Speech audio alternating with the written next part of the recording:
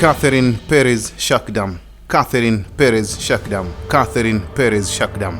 Nimekuita mara tatu.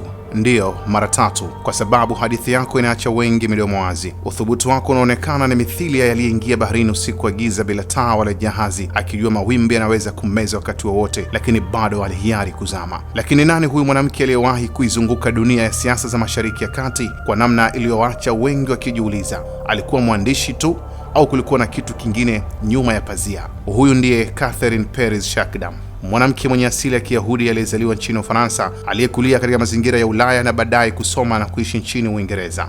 Lakini safari ya maisha yake ilichukua mkondo ambao wachache wangaliweza kuitarajia. Katika miaka ya baadaye ya maisha yake, Catherine alijikuta akiingia katika ulimwengu wa siasa na fikra za Mashariki ya Kati. Wakati fulani hata alitangaza kuingia katika dini ya Kiislamu na akaanza kuandika makala zinazozungumzia siasa za eneo hilo. Hapo ndipo hadithi yake ilipoanza kuchukua sura ya kushangaza. Kupitia kalamu yake na uwezo wake wa uchambuzi, Catherine alijenga jina kubwa kama mwandishi na mchambuzi wa siasa za Mashariki ya Kati. Makala zake zilianza kuonekana katika vyombo mbalimbali vya habari na pole akapata milango ya kuingia ndani ya nchi ambayo mara nyingi huonekana kama ni ngome iliyofungwa kwa wageni.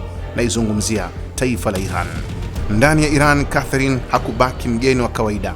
Alialikwa katika mikutano, mijadala na majukwaa ya kisiasa. Alifanya mahojiano na viongozi wakubwa wa taifa hilo, akiwemo aliyekuwa rais wa Iran Ebrahim Raisi. Kwa muda alionekana kama mtu aliyepata imani na ukaribu wa mfumo wa kisiasa wa Iran, jambo ambalo si rahisi kwa mtu kutoka nje ya nchi hiyo. Lakini kama msemo wa Swahili wasemavyo, samaki mkunje angali mbichi, lakini bahari bado ina siri nyingi. Miaka ilivyopita, baadhi ya wachambuzi na vyombo vya habari walianza kujiuliza maswali mazito kumhusu. Je, Catherine alikuwa mwandishi tu au kulikuwa na kazi nyingine iliyokuwa ikifanyika kimya kimya nyuma ya pazia?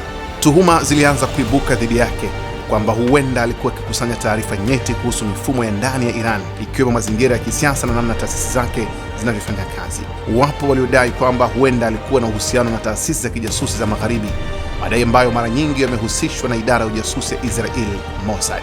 Hata hivyo, Catherine mwenyewe aliwahi kukanusha madai hayo na kusisitiza kwamba yeye alikuwa mwandishi tu na mchambuzi wa kisiasa. Lakini mashaka yalipoanza kuongezeka, hali ilianza kubadilika. Ndani ya Iran jina lake lilianza kuzungumzwa kwa tahadhari, na kama wahenga wasemavyo, ukiona moshi ujue kuna moto mahali. Inasemekana kwamba wakati tuhuma zilipoanza kuchomoza waziwazi, Catherine aliondoka Irani. Safari yake ikaishia nje ya nchi hiyo, huku mijadala ikiendelea. Je, alikuwa mtafiti wa kawaida au alikuwa mtu aliyepenya ndani ya mfumo wa taifa hilo kwa ustadi wa hali ya juu? Lakini kama ilivyo hadithi nyingi za ujasusi, mwisho wake haukuja kwa kelele, bali kwa ukimya. Kadri mashaka ilivyoanza kuenea ndani ya Iran, Catherine aliondoka nchini humo kimya kimya. Taarifa zinaonyesha kuwa ziara zake nyingi ndani ya Iran zilifanyika hadi mwaka 2017 na kufikia mwaka 2018. Safari zake zilikuwa zimefikia mwisho, huku akiondoka nchini humo kabla mlango wa uchunguzi haujafungwa kabisa. Inaelezwa kuondoka kwake hakukuwa safari ya kawaida ya abiria wa uwanja wa ndege. Baadhi ya simulizi zinadai alitoroshwa kwa siri kupitia maeneo ya milimani ya Zagros karibu na mpaka wa kaskazini wa Iran, kabla ya kuondolewa katika eneo hilo kwa msaada wa watu waliokuwa wakimsaidia katika operesheni hiyo. Kwa mujibu wa taarifa hizo, baada ya kuvuka mipaka Iran, aliondolewa kwa ndege maalum na kupelekwa nje ya eneo la hatari, hatua iliyofanya mamlaka za Iran kugundua ukubwa wa tukio hilo baada ya yeye kuwa tayari ametoweka. Shambilecho wa Swahili, mgeni akiondoka huacha kivuli cha maswali nyuma yake. Ndivyo ilivyokuwa baada ya kuondoka kwa Catherine Perez Shakdam ndani ya taifa la Iran. Aliondoka kimya kimya, lakini simulizi yake ikaacha gumzo kubwa katika duru za siasa na ulinzi wa taifa hilo, gumzo ambalo hadi leo bado linawaacha wengi wakijiuliza. Leo hii hadithi yake bado inazua mjadala kuhusu medani za siasa na ujasusi. Kwa baadhi ya watu, Catherine ni mwandishi aliyethubutu kuingia katika mazingira magumu ya kisiasa. Kwa wengine ni mfano wa namna dunia ya ujasusi inavyoweza kujificha ndani ya sura ya kalamu na maneno.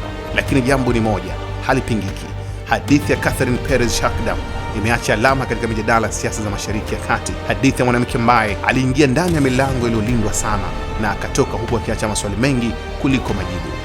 Ni kama vile bahari ya Hindi ilivyo na kina kisichoonekana kwa macho ya juu, ndivyo pia simulizi hii inavyobaki na mafumbo mengi dhidi yake. Swali kubwa linabaki na kuendelea kuwasha mijadala katika duru za siasa za Mashariki ya Kati ni hili: kwa nini hasa jina la Catherine Perez Shakdam ilianza kuhusishwa na tuhuma za ujasusi? Sababu kuu iliwafanya wengi waanze kumtazama kwa jicho la tahadhari na ukaribu wake usio wa kawaida na mfumo wa kisiasa wa Iran.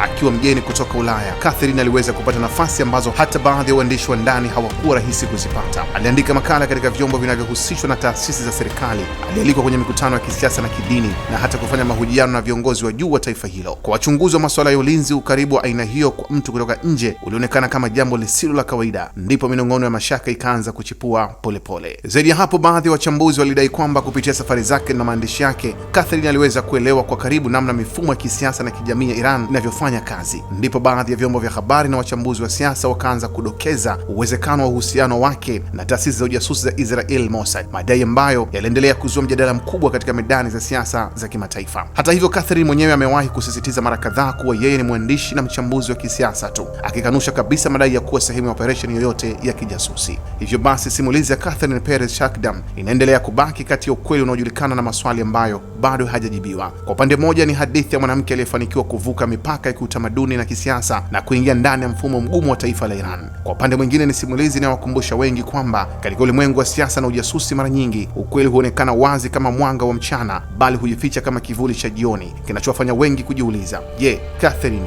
alikuwa mwandishi aliyethubutu kupita mipaka, au alikuwa mchezaji wa mchezo mkubwa zaidi uliokuwa ukichezwa nyuma ya pazia? Abdullahi Mashi, Kishki TV. Kishki TV, nuru ya dini yako.